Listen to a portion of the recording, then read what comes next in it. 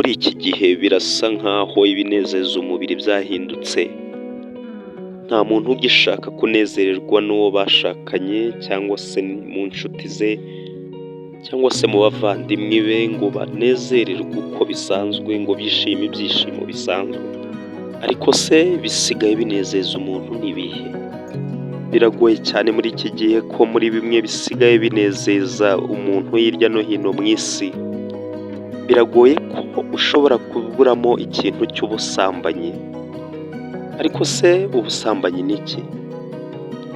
Ubusambanyi bwangiza k'umuntu bumwongera iki? Mu buryo bw'umwuka se ho sipiriti y'ubusambanyi ni iki? Hirya no hino usanga amasomo yigisha ku busambanyi ari menshi, uko babikora, uko babigenza, uko wabikoramo, imiti byongera, imiti bitanga, imiti yongera ubushake bwo gusambana, bityo abantu bakarushaho kubigirira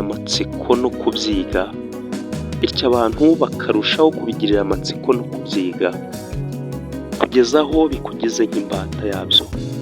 Ariko se Bibiliya bivuga wiki?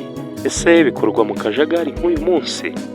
Abaheburayo 13:4, kurongorana kubahwe na bose, kandi kuryamana kw'abarongoranye kwe kugira ikikwanduza, kuko abahehesi n'abasambanyi Imana izabaciraho iteka. Ntimukagire ingeso zo gukunda impiya, ahubwo mujye munyurwa n'ibyo mufite, kuko Imana ubwayo yavuze iti sinzagusiga na hato, kandi ntabwo nzaguhana na gato. Gusa muvandimwe, menya ko gushukwashukwa kose ushukiwe mu gusambana bitazana nawe ubwawe, kandi si iraha, si n'umunezero nk'uko bamwe babivuga. Ahubwo menya ko umwuka w'ubusambanyi utazanwa nawe ubwawe, ahubwo ari imyuka mibi biri inyuma.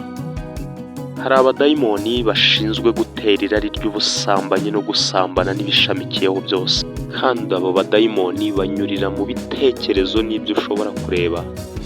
Baragushukashuka bakanyurira mu bitekerezo byawe, rimwe na rimwe ukumva ko ari nawe wifatiye icyemezo, cyangwa se bakanyura mu bibazo byawe bakakumvisha ko kugira ngo ukire icyo kibazo ari uko ushobora gusambana, maze ukabona amikoro yo gukemuza ibibazo byawe.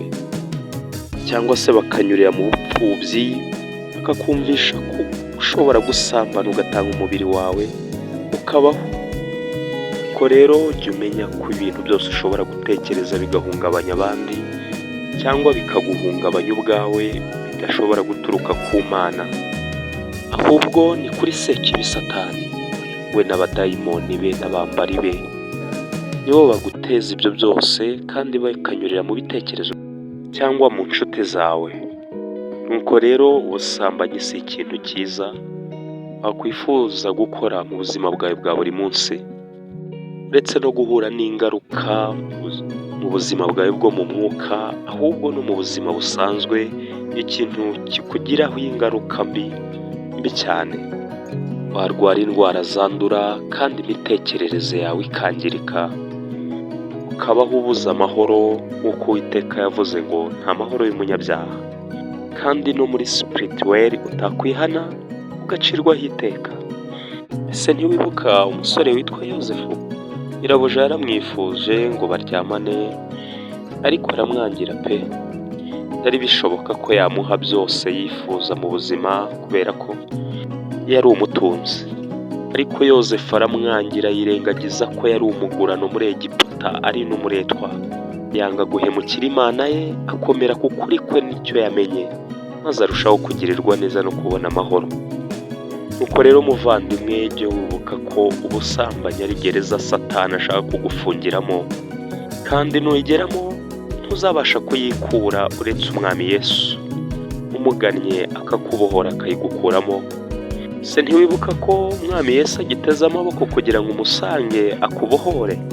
Niwumva utangiye gushukwashukwa, jya upfukama utumbire mu ijuru, uvuga ati Uwiteka nkiza kandi umpereze Mwuka Wera, unkure no muri ibi bibazo ndimo, ko Yesu wo mu ijuru azajya kumva kandi akubohore. Se ntiwibuka muri Yohana 18 8:1. Uburyo Yesu yakijije uwari wasambanye agiye guterwa amabuye ngo yicwe, maze aramukiza, amukiza bene abo ngabo bari bagiye kumugirira nabi. Nuko nawe mwene data, ubusambanyi bwarakubase, warananiwe kubwikura no kubwigobotora, nawe Yesu yagukiza. Aracyarambuye amaboko kugira ngo agukize kandi akubere umunezero mu cyimbo cy'umubabaro, maze ibya kera ntibizaba bikibuka ukundi. Kandi wibuke ko Uwiteka atakwibagiwe.